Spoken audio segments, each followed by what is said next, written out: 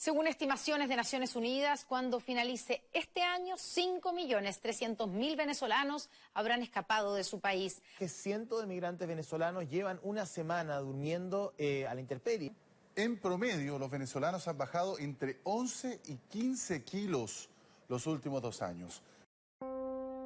La crisis venezolana es una situación muy presente en los medios de comunicación en la actualidad. Un país que pasó de ser una de las economías y democracias más importantes en América Latina, hoy está al borde de ser un estado fallido. Millones de personas han huido del país y el resto sufre las consecuencias día tras día de una de las crisis más grandes en América Latina. Falta de alimentos, de servicios básicos y de estabilidad social y política.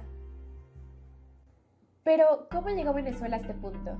La verdad es que el origen de la crisis venezolana no se puede resumir fácilmente. Es una crisis multidimensional que abarca cuestiones políticas, económicas y sociales, y va desde la alta dependencia de la renta petrolera de Venezuela hasta imaginarios colectivos. Pero estos imaginarios colectivos han sido poco estudiados en comparación con otros elementos de esta crisis. Todos los países tienen un conjunto de mitos nacionales que sirven para crear identidades que unifican a la nación y que de alguna forma influencian los procesos políticos y sociales. A continuación, explicaremos un poco más de cómo este conjunto de mitos y símbolos sobre un personaje en específico han influido en la Venezuela actual. ¿Sabes de qué personaje hablamos? Hizo lo que un revolucionario verdadero tiene que hacer.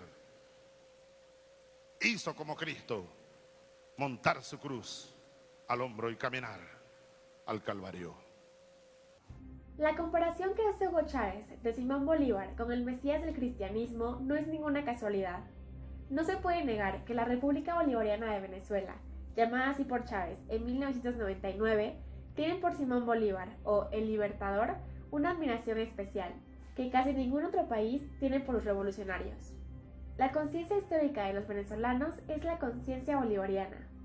Ni siquiera países como Colombia, que alguna vez formó parte del mismo país que Venezuela, o la propia Bolivia, cuyo nombre se dio en honor al Libertador, tienen este culto a Bolívar tan marcado.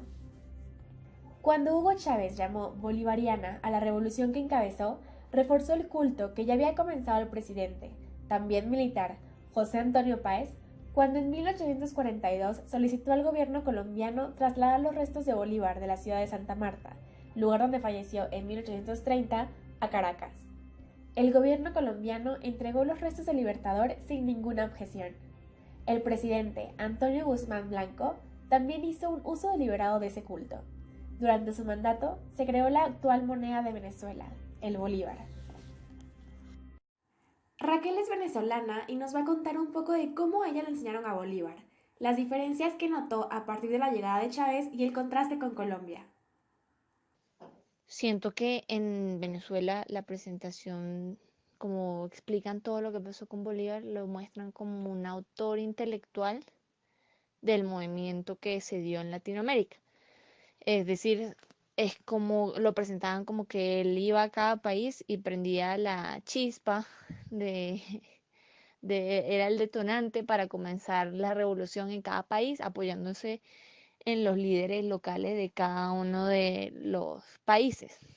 Pero entonces a él lo presentaban mucho como si él fuese la persona que tenía la iniciativa de decirle, anímate, líder local, anímate a comenzar tu propia revolución. El cambio radical, obviamente, yo no lo viví, pero sí es algo que comencé a notar, o sea, ya yo acabé esa época y comencé a notar los efectos en las generaciones, en los chiquitos que ya comenzaban a ver historia, es que con la llegada de Chávez, Chávez sí tenía una obsesión, por así decirlo, con Bolívar, que por ejemplo, que él hizo la reconstrucción 3D de Bolívar. En mi colegio, no sé si en todos, se veía tanto historia de Venezuela, premilitar, que es como todo eso es obligatorio de tener un conocimiento militar, así tu colegio no sea militar ni tenga nada que ver, como 3 materias estaban enfocados en la historia de Venezuela. Cuando Chávez comenzó con su obsesión, él creó, por así decirlo, su propio libro de historia, donde sí le daban como un ideal inalcanzable al papel que tuvo Bolívar, que ya sí era como un poquito ilógico e incoherente. Entonces yo no recibí esos libros, pero sí en ciertos años era obligatorio que se enseñara con esos libros. Y pues sí existen muchos historiadores venezolanos que criticaron muchas mentiras que estaban ahí propuestas, que en ciertos colegios sí en verdad aprendieron a decir que Bolívar era lo máximo y que el ídolo número uno de Venezuela. Y pues no, obviamente en mi caso y mi generación no aprendió así. Pero entonces esa evolución yo más o menos la vi de como yo vi la historia, que sí era más fundamentada, mientras que las siguientes generaciones sí tuvieron que asumir las consecuencias de los cambios que hizo Chávez en el pensum. Me impactó mucho que cuando vine aquí a un museo era como Bolívar es una basura, y pues yo los museos que fui allá nunca sentí que el trato fuera despectivo hacia otros líderes, más bien se le daba su propio reconocimiento. Entonces eso es algo que me pareció curioso, que aquí sentí que fue como Bolívar no sirvió para nada, y pues tampoco como Bolívar bolivariano no es un pensamiento muerto, ni mucho menos un santo para prenderle una vela. Un niño de Venezuela. Simón José Antonio de la Santísima Trinidad Bolívar, Palacios, Ponte y Blanco, mejor conocido como Simón Bolívar, nació en Caracas el 24 de julio de 1783. Proveniente de una familia bien posicionada económicamente, dueña de haciendas y de campos de tabaco, Simón Bolívar tenía la vida resuelta desde su nacimiento.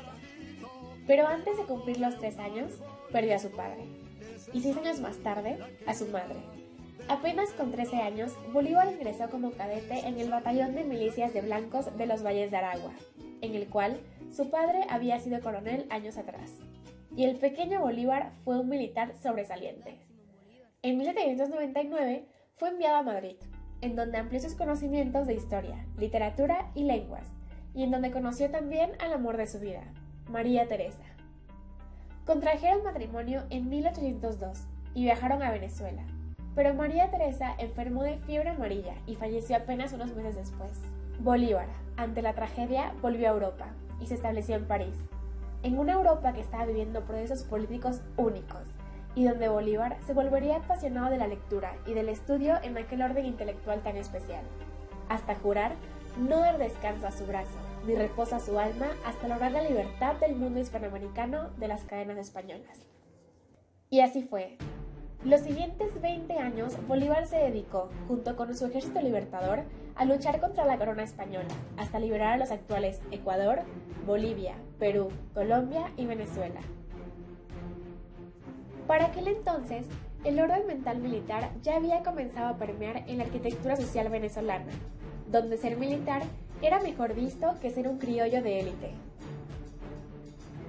Con el surgimiento de Bolívar como héroe de la patria, el impacto de la hazaña independentista comenzó a permear en el imaginario colectivo nacional.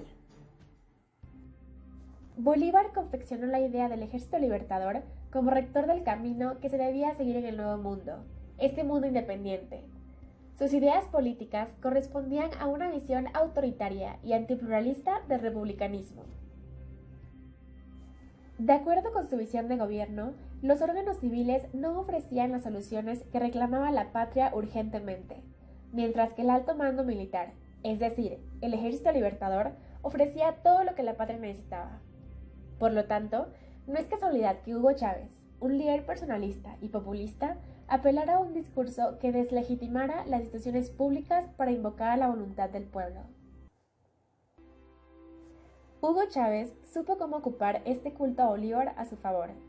Su discurso político fue una especie de amalgama del proyecto crítico ante el neoliberalismo de la década de los 90, combinado con símbolos históricos del nacionalismo venezolano, especialmente la asunción del bolivarianismo tradicional y su crítica al pluralismo político.